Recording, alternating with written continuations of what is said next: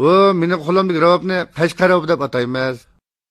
Ravob üzüm yog'jidan yasalgan bo'lib, mana naqshlari so'ngakda qo'yiladi. Ravobning uzunligi 90 sant atrofida.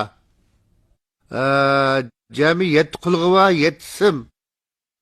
Ma birinchi, ikkinchi simlar asosiyatdan buni payda bisib ishlatamiz. Qolgan oqidagi 4-5 tal sim mushu birinchi, ikkinchi simga sado beradigan simlar.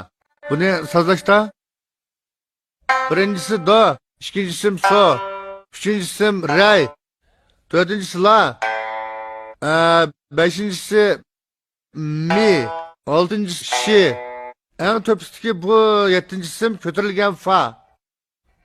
Fa, şi, mi, la, ray soğudu. Bunun uğraşları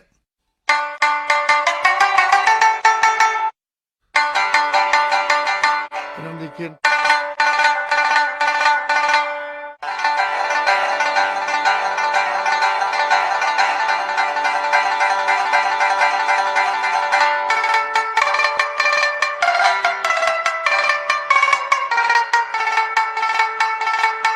ma sol taraftaki kol perdosan kolla.